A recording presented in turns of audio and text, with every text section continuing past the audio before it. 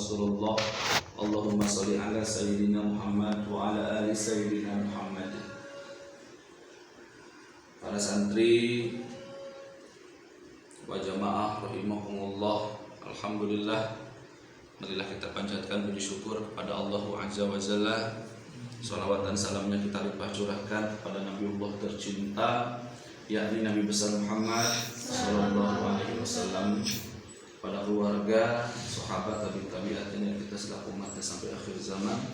Mudah-mudahan kelak di yaumil qiyamah kita mendapatkan syafaatul uzma dari beliau. Amin ya Allah ya Rabbal Alamin. Alhamdulillah, pada kesempatan ini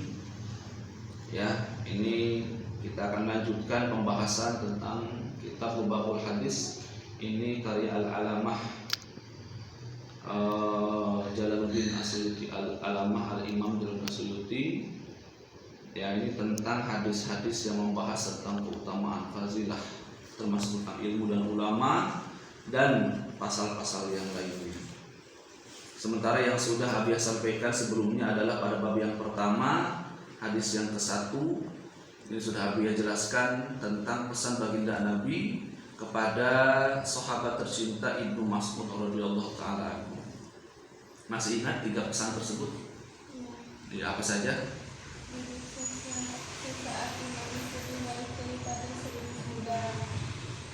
Terus salammu kepada orang yang beriman, lebih baiknya ibadah selama 1000 tahun. Memandang wajah yang berilmu lebih baik daripada sedekah 1000 bulan. Ya, jadi yang pertama itu tadi itu ya. Jadi orang yang duduk di majelis ilmu, kita ikuti istighosa misalkan, mencatat enggak? Tidak ya. Menulis enggak? Mobile frame enggak? Nah, itu ternyata meskipun hanya sebentar itu lebih baik, ya, lebih utama, lebih bagus daripada memerdekakan 1000 orang budak. Kemudian yang kedua, memandang orang yang berilmu, memandang wajahnya dengan penuh cinta, ya, itu lebih bagus daripada bersedekah 1000 kuda di jalan Allah. Andai kata satu kuda sekian ratus juta atau sekian puluh juta, bayangkan saja hanya dengan memandang orang yang berilmu. Kenapa alasannya? Karena orang yang berilmu itu adalah orang yang mulia lagi dimuliakan. Karena orang berilmu itu mereka diberikan kemampuan oleh Allah Subhanahu wa taala, mampu menguasai terutama dalam bidang agama. Makanya orang berilmu dalam bidang agama disebut dengan alim. Kemudian selain menguasai, mampu mempraktekkan disebut dengan alim ulama. Banyak kok orang yang soleh tapi buat dirinya sendiri. Banyak kok yang keluaran pesantren sekian puluh tahun tapi dipakai untuk seorang yang baik. Ada enggak? Ada saja mungkin. Banyak ya mas ya. Pesantren sekian belas tahun tapi tidak punya santri, tapi tidak punya pengajian. Jadi dia punya ilmu untuk dirinya sendiri saja. Dia seorang yang alim. Ya, tetapi banyak juga di luar sana yang pesantren lama untuk mengamalkan ilmunya, maka bergelar alim ulama. Jadi kita itu harus seperti itu, ilmu diamalkan. Ya, jangan pernah takut untuk berdakwah, sebab baginda Rasulullah SAW bersabda, "Balighu anna walau ayat." Sampaikan walau kalian menemukan satu ayat. Dimanapun itu, meskipun satu mahfudhah, meskipun itu satu ayat Al-Quran, satu hadis, sampaikan pada orang. Dan ketika kita menyampaikan, tidak usahlah kita harus jadi ulama saja, orang biasa pun mampu, selama kita paham dan menguasai tentang ilmu tersebut. Dan yang terakhir, jadi pesan yang ketiga dari Rasulullah kepada Ibnu Mas'ud radhiyallahu anhu, ya, dan salam bersalaman, mengucapkan salam kepada orang yang berilmu agama itu lebih bagus daripada ibadah selama 1000 tahun. Ya, sengaja pada sholat kita bersalaman. Ya, harus memang seperti itu. Makanya nanti kalau apalagi laki-laki, kalau Jumatan deketilah orang-orang yang paham agama. Karena setelah urus salam ke kanan ke kiri kita cium tangan mereka. Itu lebih bagus daripada ibadah selama 1000 tahun. Ya, makanya luar biasa. Makanya Abi di sini sengaja kita bersalam.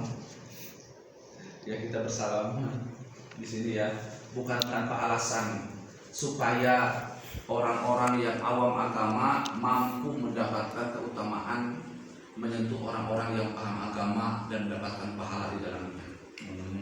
Nah, 3 pesan tersebut itu kita harus memahami dan kalau bisa laksanakan dalam kehidupan sehari-hari. Kemudian disampaikan lagi oleh ulama di sini Al-Imam Jalaluddin As-Suyuti rahimahullah taala pada hadis yang kedua, wa qala sallallahu alaihi wasallam, Nabi sallallahu alaihi wasallam bersabda, faqihun wahidun mutawarri'un asyaddu 'ala syaitani min alfi 'abidin mustahil jahilin wari. Ya. Apa kata Nabi? Faqihun wahidun mutawarri'un, seorang yang ahli fikih, seorang yang tahu hukum agama, ya, dan berhati-hati dalam urusan agama. Faqih wahidun mutawarri asyudda, itu lebih berat bagi siapa? Ala syaitan, lebih berat bagi setan daripada min alfi abidin mustahilin jahilin warid, 1000 orang yang ahli ibadah yang tekun, yang bodoh dan jauh daripada yang dan berusaha menjauhi yang haram. Jadi begini, ternyata satu orang yang pandai agama, tahu hukumnya mana halal, mana haram, mana yang boleh, mana yang tidak, amalan yang ibaratnya dilakukan oleh para ulama Ahlussunnah dan amalan yang bid'ah yang mana, itu ternyata setan lebih takut kepada orang yang ahli agama seperti itu, yang mampu mengatakan itu haram, ya itu tidak boleh. Itu lebih setan takuti daripada orang yang tugasnya yang penting mas saya sholat, orang lain mau enggak itu bukan urusan saya. Itu setan meskipun ada 1000 orang seperti itu nggak bakal takut. Ada 1000 orang tapi mereka begitu, ya ibaratnya tidak peduli terhadap lingkungan. Mau bodoh itu bukan anak saya, dia mau enggak bapaknya kan ada, biarin aja. Ya misalkan itu setan tidak takut dengan orang yang begitu meskipun dia rajin sholat. Siapa yang setan takuti? Satu orang, meskipun dia satu orang tapi mampu mengatakan ayo sini sholat, ayo kita berjamaah, ayo kita ngaji, ayo kita belajar fikih, ayo kita belajar tentang ini. Itu setan takut, gemetar terhadap orang yang seperti itu. Yaitu orang-orang yang rajin dakwah di Allah, orang yang berdakwah di jalan Allah. Ya. Jadi seorang yang ahli fikih, apalagi yang berhati-hati dalam urusan agama. Kita menilai dulu di sini kayak semalam itu kan kita ada acara namanya Rebowo Kasan. Itu beda pendapat ulama di kalangan mazhab, itu beda. Ada yang sebagian memusyrikan, ada yang sebagian membid'ahkan, sebagian membolehkan, tapi sebagian yang lain itu harus menganjurkan pelaksanaan tersebut. Ya. Dan di sini mana yang paling kuat, mana yang dilaksanakan sejak zaman dulu? Ya, banyak orang yang hanya mengikuti hadis saja tanpa mengikuti ulama. Kita nggak bisa langsung kepada hadis Nabi karena kita nggak pernah bertemu dengan Rasulullah. Maka ketika kita ingin melaksanakan sebuah aturan agama, maka siapa yang lebih tua daripada kita ikuti. Karena tidak mungkin kita itu bisa menemukan agama tanpa ada perantara. Ya, kalaupun itu salah, ya berarti perantaranya yang salah. Kita hanya melanjutkan fa innamal ulama warasatul anbiya. Ya, bahwa ulama itu adalah pewaris para nabi. Begitu.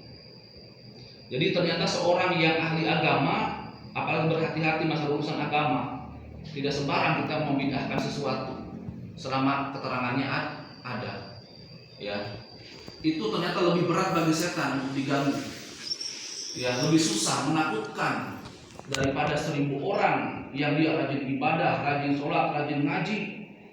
Ya, tetapi dia itu malas masalah agama. Penting mas sholat, pakai mukena, pakai nabai. Ngaji asal ada dalam baik. Ya, makanya kalau ngaji tanya hukumnya bagaimana, kalau sholat bagaimana, kalau terlihat aurat, kemudian kita bagaimana hukum itu. Jadi harus pandai menanyakan. Ya, ini yang disampaikan oleh baginda Rasulullah SAW. Betapa pentingnya kita harus mengajak orang lain di dalam beribadah, karena ibadah itu bukan hanya milik kita, tapi ibadah ini milik seluruh umat manusia. Karena kalau kita mengajak kepada kebaikan, ingat pesan baginda Nabi, mangdala ala khairin falahu mislu ajri fa'il. Kata Nabi, orang yang mengajak satu kebaikan, kemudian yang diajaknya dia ikut, maka dia yang mengajaknya mendapatkan pahala dari orang yang mengerjakan kebaikan tersebut. Begitulah hukum Islam. Justru kita khawatir ketika kita sedang mau sholat, lalu ada orang dibiarkan tidak sholat, kita membiarkannya. Kemudian kata orang tersebut, lah saya mau diajak juga enggak. Akhirnya dia tidak sholat, sehingga kita yang sedang sholat mendapatkan dosa dari orang yang tidak diajaknya tersebut. Maka mudah-mudahan Allah senantiasa menjaga dan mengampuni dosa-dosa kita semua. Amin ya robbal alamin. Dan kemudian baginda Rasulullah SAW beliau bersabda melanjutkan, ya, fadlul alimi 'alal 'abid kafadlil qamari lailatal badri 'ala sa'iril kawakib. Ya. Apa kata Nabi?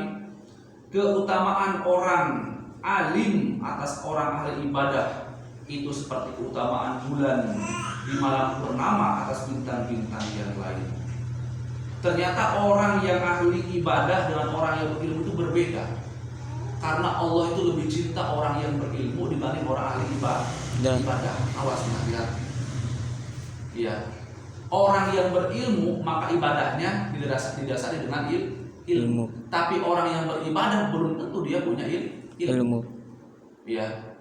Karena yang namanya ibadah itu butuh tuntunan. Ibadah itu butuh petunjuk. Ibadah itu butuh praktek. Ya, di mana kita tahu prakteknya? Dari ilmu yang diajarkan oleh para ulama. Ya, jadi ulama itu sangat saya mah penting mah sholat, bener tuh sholat, bacaannya betul enggak? Ya. Nah, akhirnya disampaikan ada sebuah kisah, sebuah riwayat. Ada orang yang dia betul-betul ingin ibadah kepada Allah. Ya, dia pergi ke gunung, dia bangun saung, bangun rumah di gunung, di pegunungan. Ya. Dia berpikir begini, ya Allah, aku ingin fokus ibadah kepadamu. Ya, aku ingin fokus ibadah kepadamu, nggak mau diajak oleh orang lain untuk bekerja, untuk kalau aku ingin tiap hari sholat, zikir, ngaji. Ya, akhirnya dia bangun rumah di atas gunung.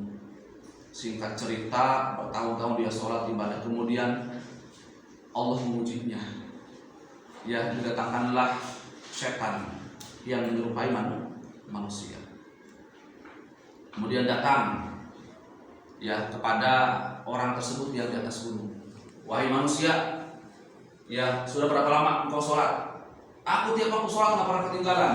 Aku sengaja meninggalkan keramaian supaya aku bisa fokus ibadah kepada Allah. Bagus, kata orang tersebut. Yang datang itu adalah setan. Kata setan yang menyerupai manusia, dia berkata, mau gak kamu ibadah dan pahalanya berlipat-lipat ganda? Oh, tentu saja mau. Aku ada tikus. Setiap engkau sholat, gantungkan tikus di leher. Ya, nanti engkau akan dapat pahala yang besar di sisi Allah Subhanahu wa Ta'ala. Ya, di kalangan orang tersebut tahunya ibadah, yang penting mah sholat, yang penting gerakannya betul, takbirnya ke atas nih. Rukunya begitu, sujud begitu, ilmunya enggak punya. Makanya itu. Nah, akhirnya digantungkanlah tikus di lehernya setiap mau sholat. Ya, singkat cerita dia ibadah ternyata ditolak oleh Allah Subhanahu wa Ta'ala. Kenapa? Karena ketika sholat tidak boleh ada benda najis, tidak boleh ada bangkai, apalagi ada darah. Ya, maka sejak itulah sholatnya sia-sia, ibadahnya sia-sia. Ngaji baca Quran, tapi ada bangkai tikus di lehernya. Sholat, meskipun dia khusyuk, sujudnya lama, tapi ada najis di tempat sholatnya, maka tertolak. Inilah pentingnya ibadah. Kita harus punya guru, kita harus punya ilmu. Ya, karena ibadah itu bukan milik kita. Ibadah itu Allah yang tuntun langsung lewat Nabi Muhammad SAW, lewat para alim ulama. Jadi nggak bisa main-main. Makanya Allah itu lebih cinta orang yang berilmu daripada orang yang ahli ibadah. Orang yang berilmu tentunya akan hati-hati. Ini tikus maksudnya apa? Ya, kalau berilmu kan begitu. Ya, tapi kadang-kadang tadi itu ya pasang. Yang penting mah saya sholat, yang penting mah saya ngaji. Ya, mau itu tempatnya kotor, mau bersih, yang penting mah saya sholat, yang penting saya sudah melaksanakan kewajiban. Nah, itulah ya orang yang hanya mengutamakan ibadah kepada Allah tanpa mementingkan dari mana jalur ilmunya, sehingga prakteknya salah dan hasilnya pun salah. Ya. Nah, di sini kata baginda Nabi, orang yang ahli ibadah dengan orang berilmu itu berbeda. Orang yang berilmu itu ibarat bulan purnama, dan orang ahli ibadah itu ibarat bintang-bintang di langit. Ketika ibadah dapat pahala, tapi ibarat bintang-bintang kecil di langit. Ketika di keheningan malam, di gelap gulitanya malam ada bintang-bintang, bagus enggak? Bagus banget. Kayak gini, maghrib ya Mas ya. Pada sholat di sini, wah itu seneng banget. Pas Abi juga pas lihat ke belakang di sini berjajar, bersap-sap, itu seneng. Itu ibarat bintang-bintang di langit. Tapi tetap orang yang berilmu itu ibarat bulan purnama. Meskipun banyak ribuan bintang, tetap akan ada satu yang bersinar. Ya, itulah ulama, itulah orang yang berilmu, itulah ibaratnya imam.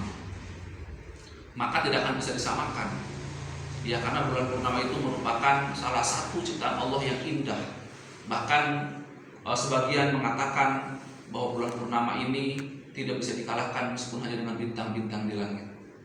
Ya, bulan ini merupakan tanda kekuasaan Allah Subhanahu wa Ta'ala. Nah, oleh karena itu, jadilah kita orang ahli ibadah tapi penuh dengan ilmu. Orang yang berilmu tapi rajin ibadah. Banyak orang yang berilmu, tahu hukumnya tapi tidak dilaksanakan. Ya, bagaimana seperti itu? Tidak boleh, itu perbuatan yang tidak baik. Ya, maka kita sebagai insan, sebagai manusia hendaknya memiliki ilmu kemudian digunakan untuk beribadah. Salah satu praktek yang sering terjadi terutama dalam kitab Ta'lim Muta'alim, seseorang itu sebelum belajar ilmu haruslah belajar adab dulu. Adab.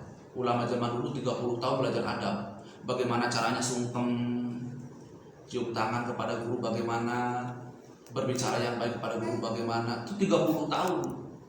Udah selesai barulah diberikan ilmu. Ya. Ini luar biasa. Kemudian hadis yang terakhir, yang ketiga kita bahas ini. Kemudian Rasulullah SAW menyampaikan, maning taqala yata'allamu ilman ghufira lahu qabla ayyatu. Ya. Apa kata Nabi? Maning taqala yata'allamu, barang siapa yang bepergian untuk mencari ilmu, ghufira lahu qabla ayyatu, maka diampunilah dosa-dosanya sebelum ia melangkah. Ya, sebelum melangkah diampuni siapapun. Ya. Siapapun yang hendak mencari ilmu, ya, jadi siapapun yang berangkat untuk mencari ilmu, ya, maka apa kata Nabi? Ya, maka diampunilah dosa-dosanya sebelum ia melangkah. Wah, nanti malam Jumat tuh biasanya ada majelis zikir, meskipun zikir tapi ada tausiahnya. Itu pun mencari ilmu, itu pun ilmu, gudangnya ilmu, tempatnya ilmu. Maka kita sebelum berangkat ke sana, sebelum berangkat, tapi jangan berangkat sebelum berangkat ke sana itu Allah sudah ampuni seluruh dosa-dosa kita. Ya, Allah sudah runtuhkan, Allah sudah musnahkan segala jenis perdosaan. Tetapi kata ulama, itu dosa-dosa yang kecil, bukan dosa-dosa yang besar. Yang besar itu butuh ekstra. Ya, tapi untungnya di majelis zikir kita dituntun oleh Habib untuk pembacaan, contoh kayak tahlil misalkan. La ilaha illallah itu panjang. Ya, kayak Abi di sini tuh ya. La ilaha illallah dipanjangkan. Makanya kata Rasulullah SAW, barang siapa yang memanjangkan huruf lam alifnya la panjang, ya ketika membaca tahlil maka diampunilah 4.000 dosa besar dalam dirinya. Makanya kita maghrib baca la ilaha illallahnya panjang, pas istighosa, pas subuh juga khawatir kita habis maghrib buat dosa, ngomongin orang, kita ya ibadah ketinggalan, sholat malam juga kita lupa, libra, pas subuh kita minta ampun kepada Allah dengan bentuk pembacaan takbir. Ya. Oke, demikian yang dapat kami sampaikan dalam kesempatan ini. Ya, mudah-mudahan kita mampu menjadi hamba Allah yang muttaqin, Amin. yang beriman, Amin. hamba Allah yang mampu menjalankan segala perintah Allah Subhanahu wa taala. Ya, karena kita percuma hidup di alam dunia kalau kita tidak dekat kepada Allah. Kita mau dekat dengan siapa lagi? Kita minta bantuan kepada manusia itu kalau kelihatan aja. Artinya kalau nggak ada manusia ya kita sendirian. Ya, tapi Allah akan senantiasa melihat kita dimanapun kita berada dan dalam situasi apapun. Demikian undur maqala wala tandur maqala ihdinas siratal mustaqim. Barakallahu fikum. Wassalamualaikum warahmatullahi wabarakatuh. Wassalamualaikum.